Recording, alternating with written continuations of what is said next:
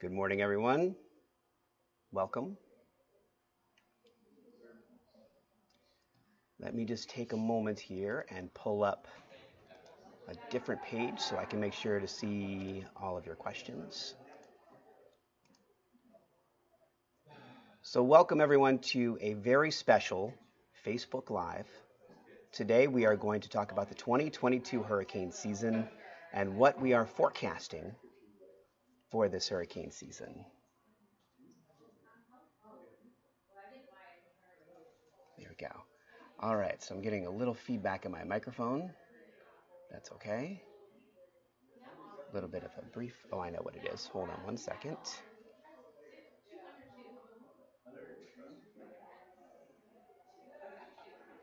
There. That should do it. All right. Welcome. My name is Glenn Glazer. I'm a first warning meteorologist for WPBF 25 News here in South Florida. We cover Palm Beach County, the Treasure Coast, and Okeechobee County. Being in South Florida, hurricane season is something that we think a lot about throughout the year. Of course, hurricane season begins June 1st, ends November 30th. But there are a lot of things that go on before and after that. Good morning, Karen and Betsy and Moo and Tina and Ollie. I'm glad to see you all here. What we're going to do is discuss the hurricane forecast, and then I'll come back and try to answer your questions, but it's too hard to sort of answer questions in the middle and then go back to what we're talking about. So we'll do the whole thing first and then come back and answer some questions for you. So let's begin. When people think about a hurricane season forecast, what do you think about? Well, most of the time, people think about how many storms we could see in a season. It's very common in a hurricane season forecast. How many storms we could see in a season, how many of them could be hurricanes, how many of them could be major hurricanes. That's the kind of forecast that we're used to when it comes to forecasting hurricane season. While I think that forecast is amazing, and the folks that put those forecasts together at Colorado State University and at the National Oceanic and Atmospheric Administration, they're brilliant. And they spend a lot of time working on those forecasts and figuring out exactly what's going on in the atmosphere, the temperature, surface temperature of the ocean, the salinity, the Saharan dust. A lot of different things go into those forecasts, and they come up with unbelievable forecasts. An average season above average, below average. Globally, those forecasts are amazing. But when people talk to me about hurricane season or any of the meteorologists here at WPBF, they rarely ask, how many storms do you think we're going to see in the overall season? They do sometimes, but not all the time. Most of the time, they ask something very personal about their lives that is going to occur during hurricane season. They say something like, you know what, my daughter is getting married in Delray Beach, Florida, in mid-June, and it's an outdoor wedding, and do you think something tropical might happen at that time? Or they say we're having a family reunion in Vero Beach in late August. I know that's hurricane season. Do you think something might happen during that time? And it's such a hard question to answer because for a long time now, the answer has been, I just don't know. I just can't tell right now. You know, it's too hard to tell when and where something might develop. So a few years ago, a good friend of mine, meteorologist Eric Burris, one of my best friends, and a lot of you who watch WPBF 25 might know Eric because he worked here at 25 for a long time. And then he went up to our sister station, WESH, in Orlando, and he's been there for a little over a decade now. But a few years ago, Eric called me and he said, I am starting to use a new forecasting method, at least a forecasting method that's new to him, that was new to him, that had been around for a while but is not widely used, called the LRC, which is short for the Lezak Recurring Cycle, created by a meteorologist named Gary Lezak, brilliant guy. And I found it to be incredibly interesting because it took on forecasting hurricane season in a whole different way. And here's how it works. And I'll explain it to you first, and then we'll go into greater detail. The way it works is it's based on the premise that every fall, and more specifically October and November, the atmosphere sets itself up into a very particular pattern or cycle. A cycle of highs and lows, high pressure and low pressure, that develop and move through a certain area across the United States, across the Gulf of Mexico, from the Bahamas up to the Northeast. They move around. And then, when that cycle is complete, all of those highs and lows repeat themselves in a continuing cycle over and over again through the rest of the year, through the following year, all the way up until the fall, again, when a new cycle develops. So let me see if that makes sense. Sometimes people explain something to me and I say, what now? Could you explain that to me in a different way? So let me explain it to you this way. Let's say that in mid-November, and we establish that the cycle develops during October and November. Let's say in mid-November, an area of low pressure develops in the Gulf of Mexico. And that low pressure moves over into the west coast of Florida. And when it moves into the west coast of Florida, it brings with it some rain and maybe even a cold front. And we say, Now let's say we discover that the cycle lasts exactly 2 months, 60 days.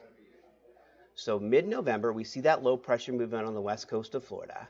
60 days later, which would be mid-December, mid-January, we see that same area of low pressure develop again as part of the repeating pattern. And again, it moves into the west coast of Florida. This time, maybe it brings just some showers. Then 60 days later, February, March, that same low pressure develops again. It moves into the west coast of Florida. This time it brings with it some showers and maybe a few thunderstorms. 2 months later, April, May, mid-May, that same low pressure develops again as part of the repeating cycle, but this time it's May. May is warmer. The Gulf of Mexico is warmer. There's more moisture around in the southeastern U.S. and in South Florida. It's humid. It's unstable. And this time, when that low moves into the west coast of Florida, it brings with it showers and maybe a few strong thunderstorms. And then, the next time it comes around, June, July, we're in hurricane season. What does that low pressure do in July as it moves into the west coast of Florida? Here's the good news. We know when it's going to develop because it's part of the cycle, and we know where it's going to go because we've seen it go to that same location, the west coast of Florida, 3 or 4 times already. So if we are able to plot out on the calendar that 60-day cycle and all the different highs and lows that develop during that time, and more specifically the lows are more important because the lows are what could become storms, then we are able to tell people, hey, at this time of year during hurricane season, in this location, take a look at what's going on. Something could develop and move into your area. And that's how the LRC works. And so it's kind of easy to explain. It's not an easy thing to forecast. And at this point in time, I'm going to bring in my good friend, meteorologist Eric Burris, who has been sitting patiently in the background. How are you? Hey, buddy. I'm just excited to listen to you talk long-range forecasting. Yeah, I'm very excited too. I'm excited that we're part of the same television group now, the same television family, the Hearst television family, and we can actually do this together instead of on our own. Yes. We forecasted separately, and then we compared our forecasts, collaborated, and found that they lined up really, really well, almost exactly the same. Yeah. Now, again, many of you might know Eric because he used to be a meteorologist here at WPBF. What do you got? I've got my throwback shirt from when I was at WPBF, the old logo. Here's the truth. Here's the truth of things.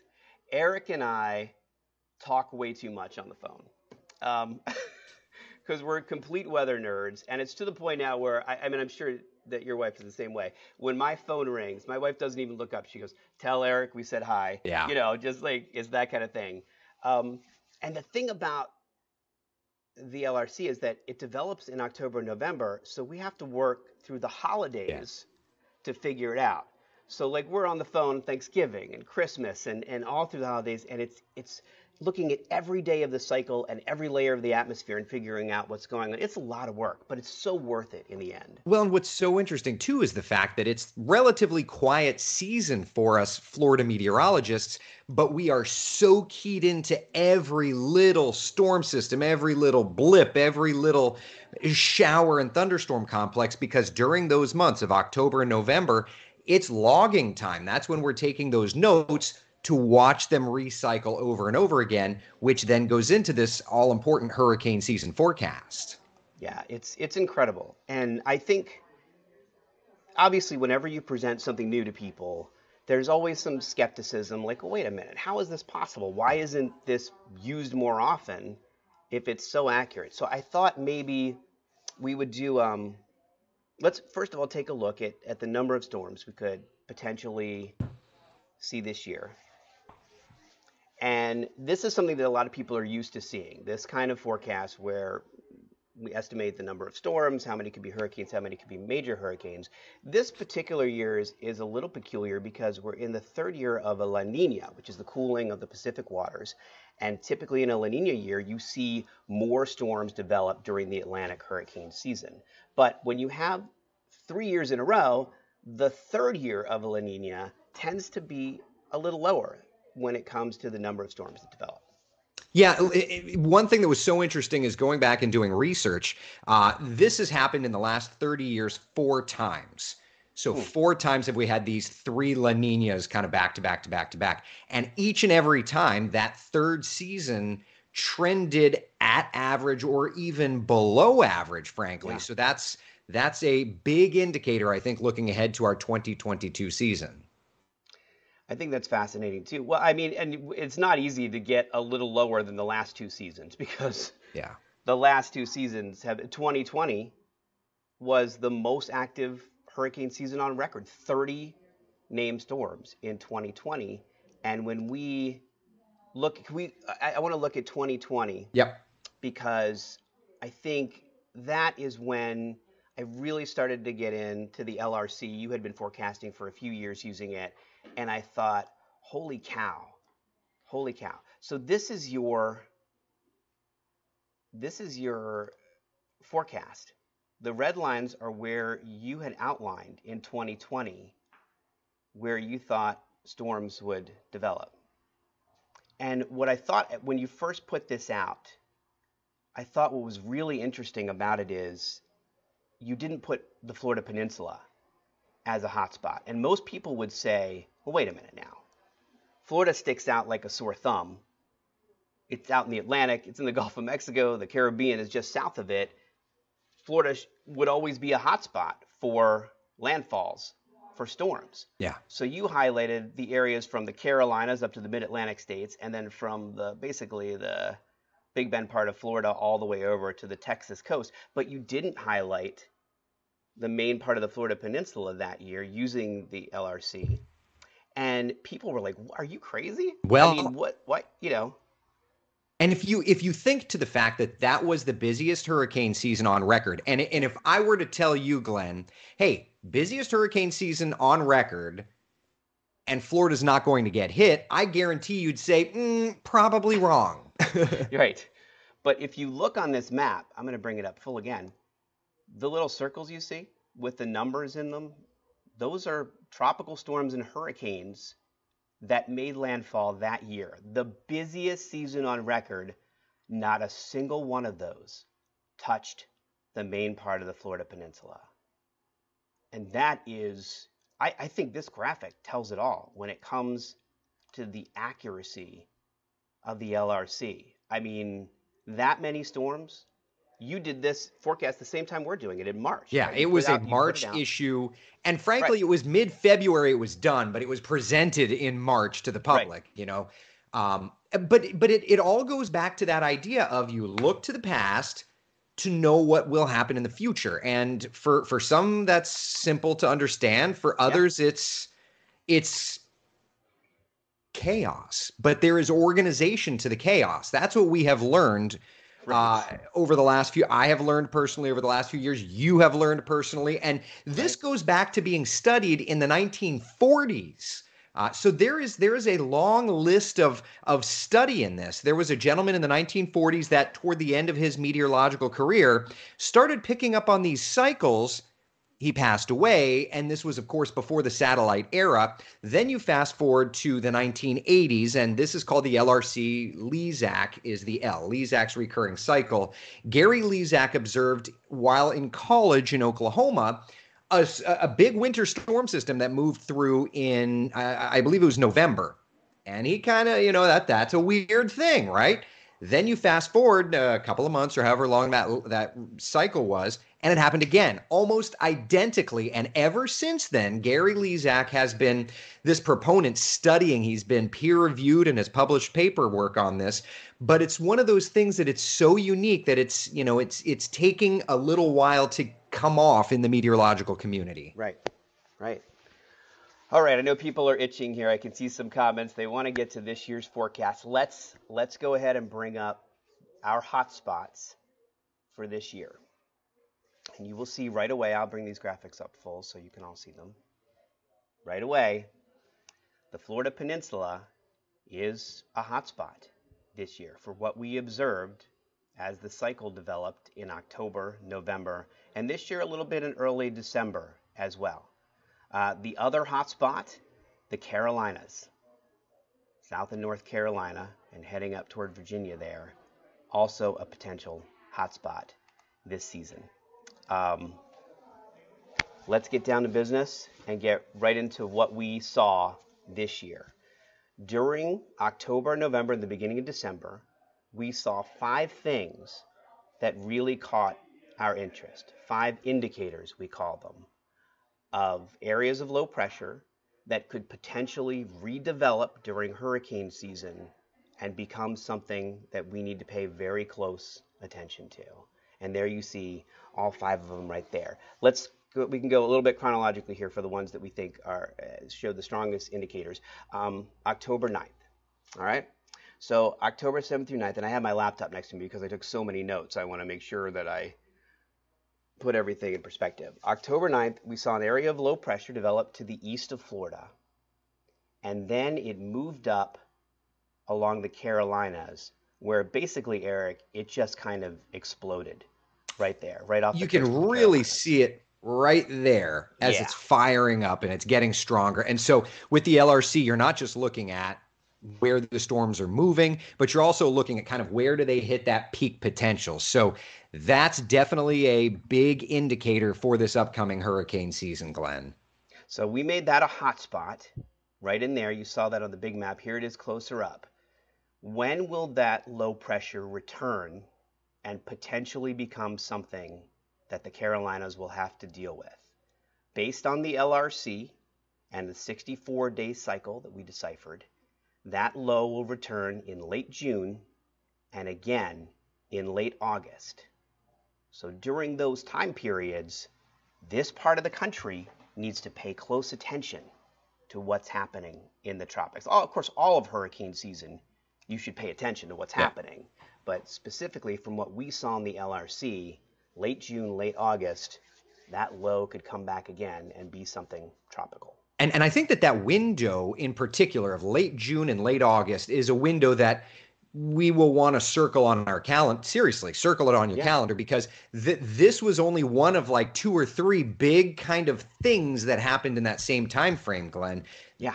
Days There's another later, one. this happened. 2 days later, an area of low pressure developing just to the east of the Bahamas.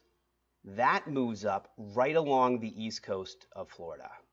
And clearly on the satellite picture, you can actually see it in 2 different spots because one is the upper part of that low there.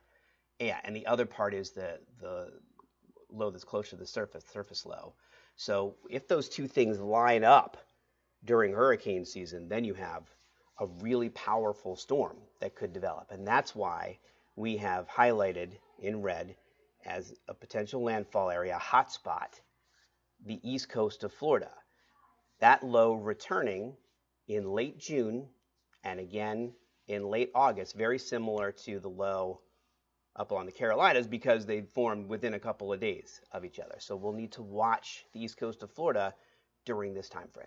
And again, it's, I said to put it in your calendar, but all joking aside, Yeah. that seems to be about a week-long period, late June and then in late August, where the Bahamas, Cuba, east coast of Florida, and the Carolinas, there is activity. It showed up now twice, and we'll be getting ready in the next few weeks to see it cycle back a third time. Each time there was disturbed weather off of the east coast. And so because of that, we will most certainly need to be paying that very close attention to that area. But that's that's not all, Glenn. That's not all. So right after that, a little bit later on in November, we saw this. This was something, when I saw it, I texted you right away. I'm like, do you see this? Yeah. This low that's developing in the Eastern Gulf? And then it moved across the state to the east coast of Florida, where it impacted the northeast coast of Florida. And then it took off up toward the Carolinas. And boy, oh boy, I mean, look at that. Look at the way it's developed right there. I'm going to bring that up full so our folks can see. Glenn, when I do a Facebook Live in Orlando, we were tracking this as it was becoming a nor'easter, and everybody on my page started calling it the Flor'easter. So we've kind of dubbed it that in cheesy saying. I got you. The Flor'easter. All right. So that's November. Look at that signature. Look at it again in January. So this is when it recurred, when it repeated itself in January, 64 days later, and you can see it again. It's right there. This is a prime example of how the LRC works, that repeating cycle. And because of that, we highlighted both the west coast and the east coast of Florida. And originally we had put late July, late September on this map. But I called Eric and I'm like, I've seen too many times in May when something develops in mid to late May. And if something's going to develop mid to late May, this could be it. So I put mid-May on there, and then we went late July, late September as the other two time periods when we should watch for this low. This is about to cycle through again, Glenn. And I don't know if it's on your 7-day forecast for late next week, a rise in rain chances, but it is on mine here in Central Florida. It's on mine as well. Okay, perfect. Yeah. So what is that? That is the November 6th going through its third iteration. That's going to raise rain chances. Obviously, it's not going to do anything tropically next week, but it's that next kick of the storm system. I also wanted to point out, late July, you see a little red icon next to it. This working theory that we are kind of diving into is this idea that every other cycle, we kind of get a peak and a valley. In other words, it peaks and then it comes through peak, comes through week, comes through peak and comes through week. So that late July version, if you follow that pattern of stronger, weaker, that late July version would be the stronger version of it. So that may be the one that we have to watch particularly. And then late September, I mean, we'll watch every one the same, but the way it's been working so far in the LRC is first time around, maybe it doesn't look so strong. We'll get to a prime example of that Texas low, where it didn't look like anything when it first occurred, and then it came back again in its second cycle, and it looked like a tropical something. But so East Coast, West Coast of Florida, and you'll see it's a little north of like Broward and Miami-Dade there on the East Coast of Florida, but all the West Coast of Florida, And I would say, what was taught to me is that through all of these patterns, you usually have one signature part of the pattern. One part that even on its weaker version still is very clear. And I would say this is absolutely the signature part of the pattern this year. Out of everything we saw while the LRC was setting up, this to me just jumped out. Yeah. And also because it was a slightly longer event too. It was West Coast, then across the state, then East Coast, and then it moved up. So it was easier to see both times, but it was really something. All right, let's go to this right here. So I thought this was fascinating because we saw this low develop over the northern Bahamas around October 24th, 25th. And then it just sort of launched its way up toward the mid-Atlantic states and the Northeast. And that's when it sort of caught fire, if you will, when it made its way up there. Looking at the satellite imagery, Let me bring it up full. top right corner there, you can right there, it just bombs. It just starts deepening. This again became an early winter type storm system. And when it comes to tropical activity, whether or not it were to be a landfall impactor or not, it's definitely something of a secondary area of interest. It's not a main hotspot, but it's definitely one of your secondary areas of interest.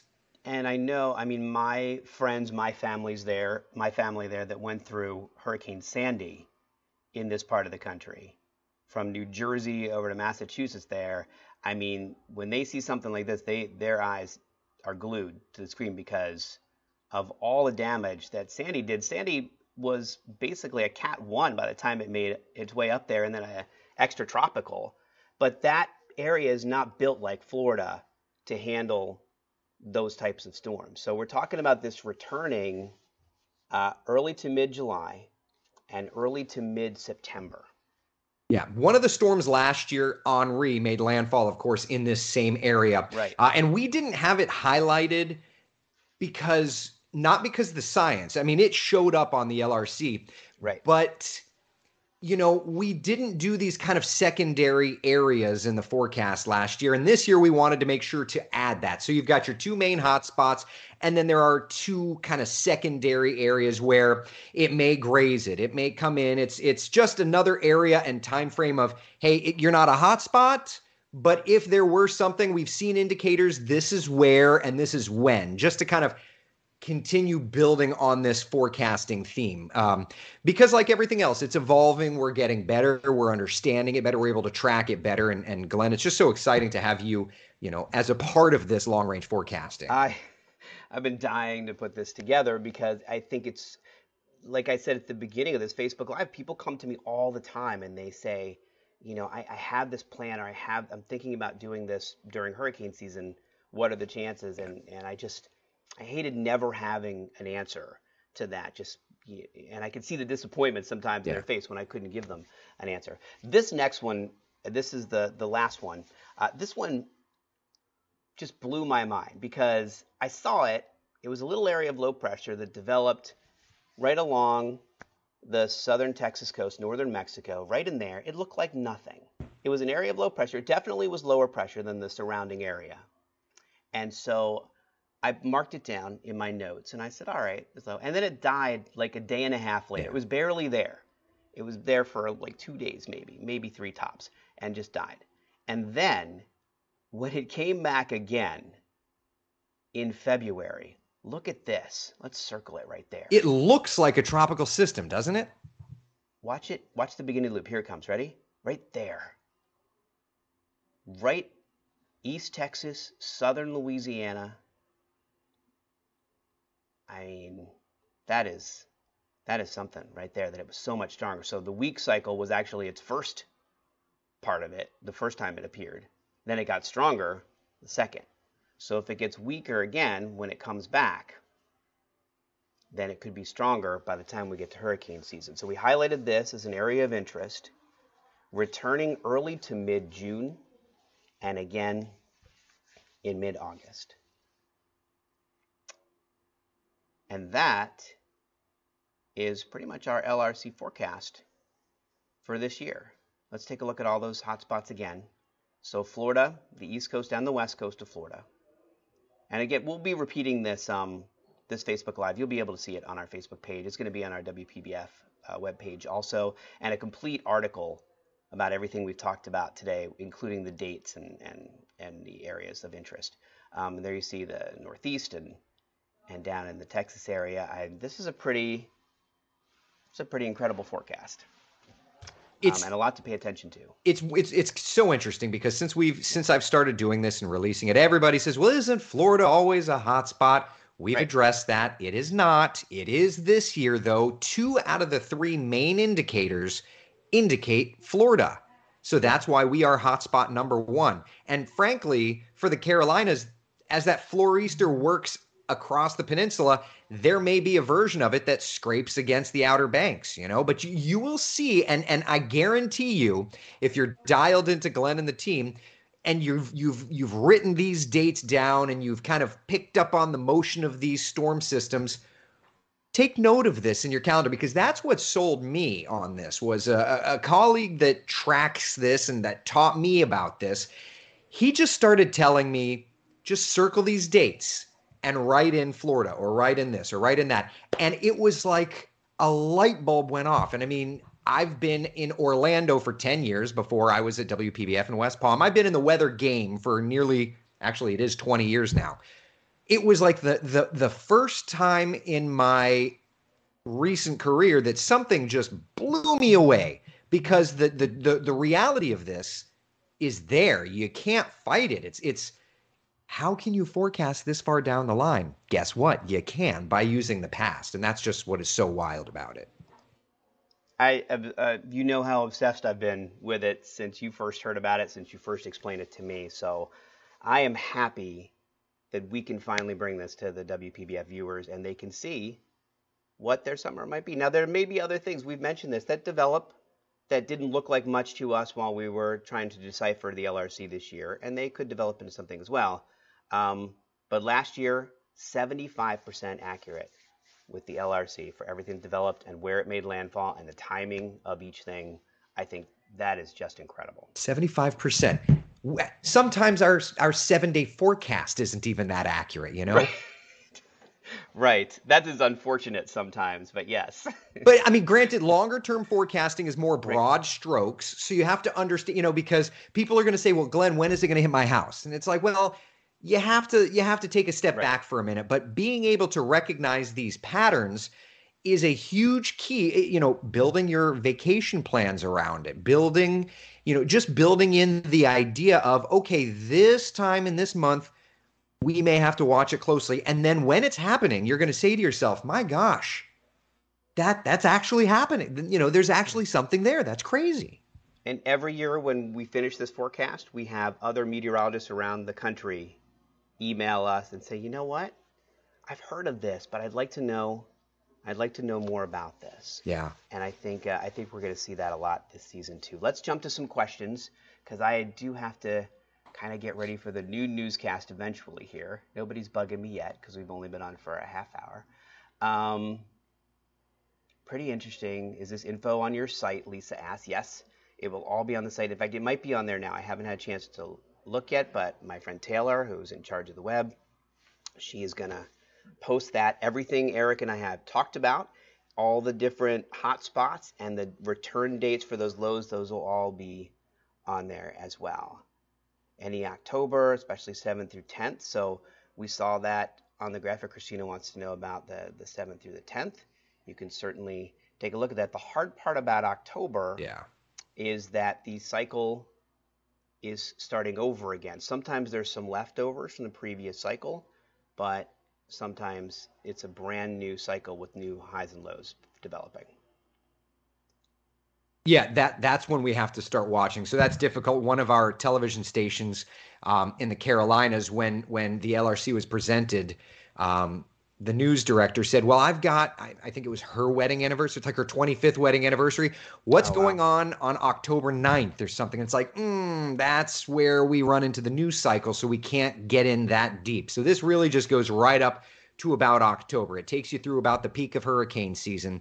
And then October, November, we have to start observing for the next hurricane season. And I would add as well, I see Ryan Hoffman, whom I remember from my time at WPBF, talking about the 04 and 05 hurricane season. And the way that this really keyed me and my members in, and I just have to share this, Glenn, because I know I showed this to you as well.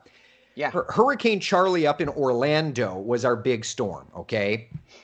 So I said to my chief, if I could show you an indicator of Hurricane Charlie from 2003, from nearly a year before, right, what would you say? And he said that would blow me away. So I did. I showed him the indicator in November of 2003, and we went through and found it over and over and over again.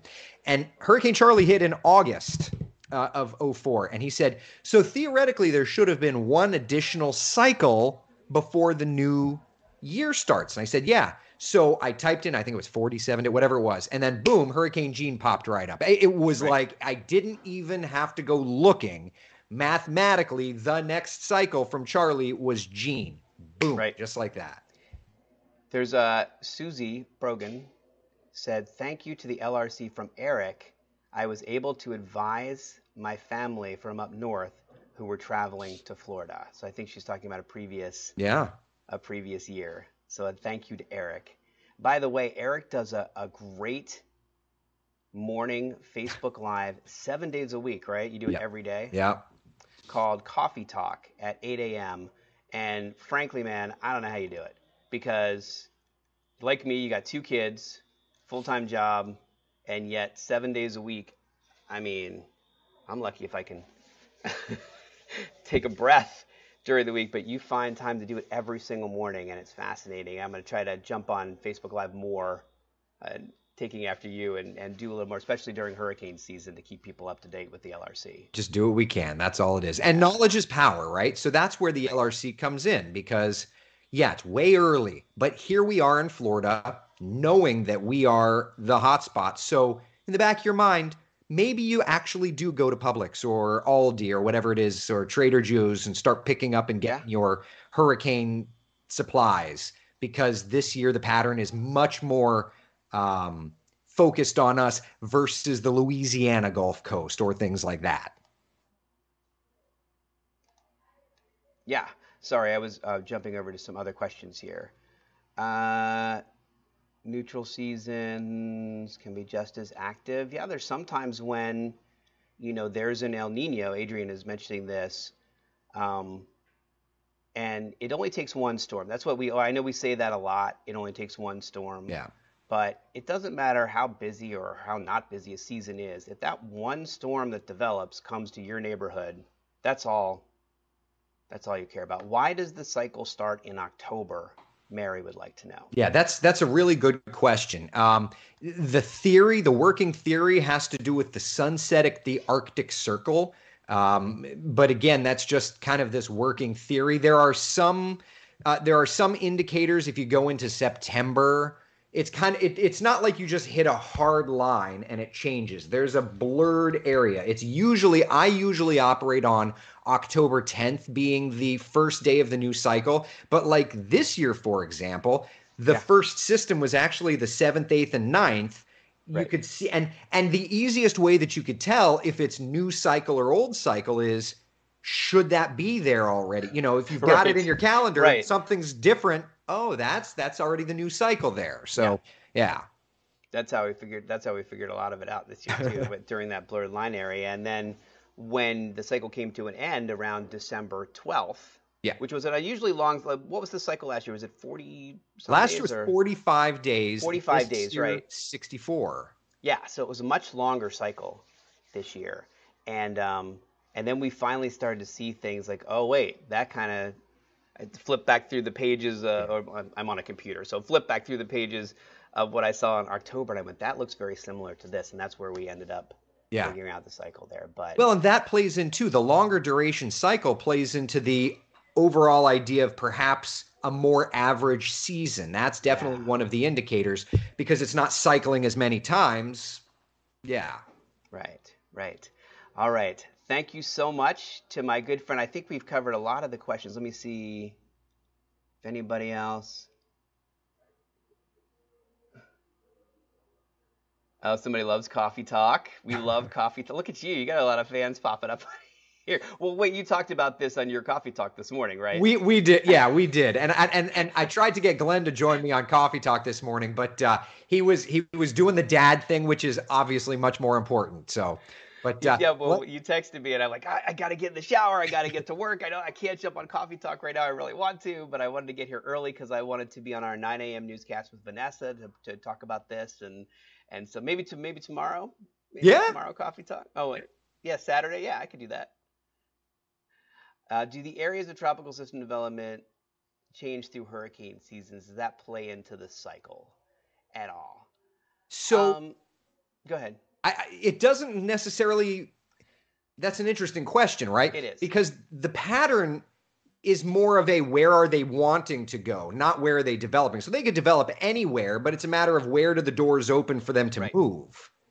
So, and we're kind of hyper focused on what is going to impact the U.S. Um, we did start to take on a little bit of a broader view over the past few years because there were things that were sort of outside of our vision in previous years that ended up becoming things that impacted the U.S. that we really weren't paying attention to. But um, yeah, I think the mention here is that during certain times of year, the areas in which storms develop expands. It starts pretty close to home here in the Gulf and the Western Atlantic in the early parts of hurricane season in June and even in May. And then it sort of expands outward to the Caribbean and eventually the entire Atlantic by the time you get to late August and September. And then it shrinks back down again in November to a little closer to home and down toward the Bahamas there. So yeah, we're just kind of hyper focused in this LRC forecast with what's going to happen a little closer to home, and obviously uh, Florida, the East Coast, a lot of folks down here from the Mid-Atlantic states, from the northeastern U.S. I worked in Texas for many years and lived in Louisiana. I know a lot of folks there too, so a lot of people are paying attention to this morning. Eric, thank you so much, my friend. Thank you. I appreciate it. You can always reach out to me on social media. I'm happy to answer all of your questions. And throughout the day, when more people watch this, because some people are busy, obviously, at 10 a.m. on a Friday. They're trying to get some things done. They might watch it later today.